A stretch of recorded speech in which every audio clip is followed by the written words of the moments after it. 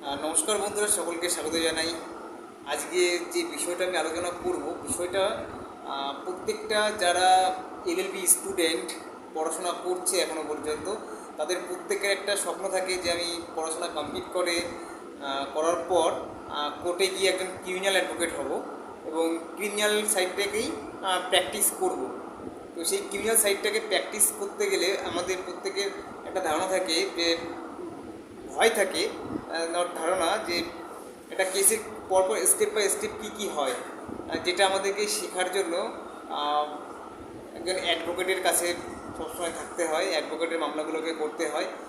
যেটা একটা জুনিয়রের ফার্স্ট প্রায়োরিটি, সেটা হচ্ছে একজন সিনিয়র সঙ্গে থাকলে সে মোটামুটি এগুলো শিখতে পারে একটা মামলাতে পরপর স্টেপ বাই স্টেপ কী কী হয়।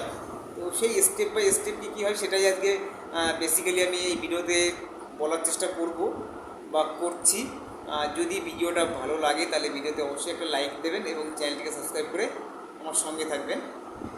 দেখুন, কোর্টে ক্রিমিনাল কেসের উপর বা ট্রায়াল কেসের উপর বেসিক্যালি 8টা স্টেপ হয়। কখন কিসের জন্য দিন থাকে কোর্টে আর কি, সেটার জন্য আমি ছোটো করে বলছি। প্রথম একটা এফআইআর ফাইল হয়ে যাওয়ার পর, taken on file of FIR, মানে একটা ক্রিমিনাল কেসে প্রথম স্টেপটাই হচ্ছে একটা এফআইআর হবে। এই এফআইআরটা হয়ে যাওয়ার পর কোর্টের পরবর্তী যে দিনটা থাকে সেটা হচ্ছে অ্যাপিয়ারেন্স অফ অ্যাকিউজড, মানে ওই এফআইআরে বা ওই মামলাতে যতগুলো অ্যাকিউজ থাকে বা আসামি থাকে তাদের কোর্টে হাজিরার দিনের জন্য ধার্য হয়, বা অ্যাপিয়ারেন্স অফ অ্যাকিউজডের জন্য দিন থাকে। এরপর যেটা হয় কোর্টের স্টেপ, সেটা হচ্ছে সার্ভিং আপ কপি, মানে আসামিদেরকে কপি সার্ভ করবে। কপি সার্ভ করার জন্য দিন থাকে। পুলিশ ওই এফআইআরের ভিত্তিতে ওই মামলাতে যে ইনকোয়ারি ইনভেস্টিগেশন করে যে তথ্য পেয়েছে সেই তথ্যটা চার্জশিট আকারে কোর্টে সাবমিট করে এবং কোর্ট সেই চার্জশিটটাকে বা ওই মামলার সমস্ত তথ্য অ্যাকিউজকে সার্ভ করে। এই অ্যাকিউজকে যে সার্ভ করছে, এই সার্ভ করাটাই হচ্ছে সার্ভিং আপ কপি। তো এর পরবর্তী স্টেপে যেটা থাকে, যেটা কোর্টের দিন থাকে, সেটা হচ্ছে ফ্রেমিং অফ চার্জ ফ্রেমের জন্য দিন ধার্য হয়। মানে ওই আসামিকে যে কপিটা সার্ভ করা হলো, সেই আসামিকে কপি সার্ভ করার পর সেই চার্জশিটের ভিত্তিতে কী কী চার্জ তার এগেনস্টে রয়ে গেছে বা কী কী চার্জ তার এগেনস্টে অ্যাড হয়েছে সেটা দিয়ে সমস্ত চার্জটাকে ফ্রেম করা হয়।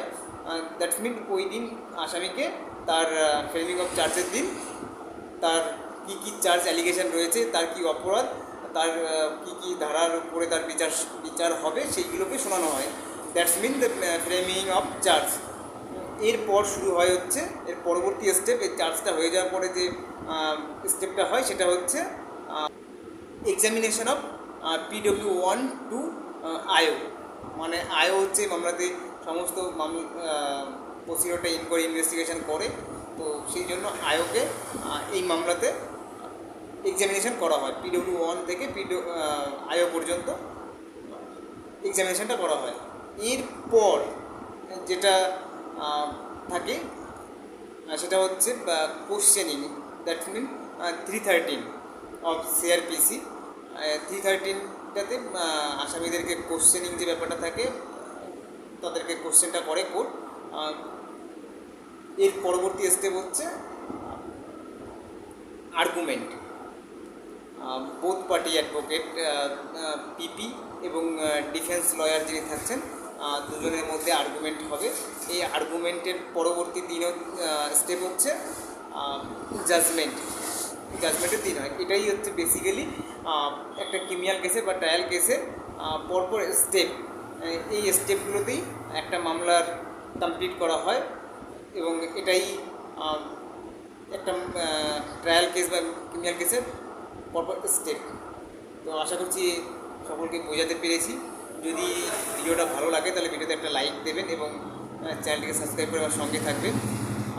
সকলকে অনেক অনেক ধন্যবাদ এতক্ষণ আমার সঙ্গে থাকার জন্য।